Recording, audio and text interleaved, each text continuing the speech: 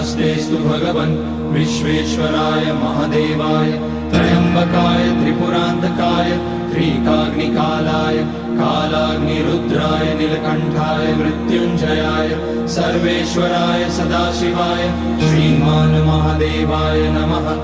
ॐ नमः शम्भवाय च मयोभवाय च नमः शङ्कराय च मयस्कराय च नमः शिवाय च शिवतराय च।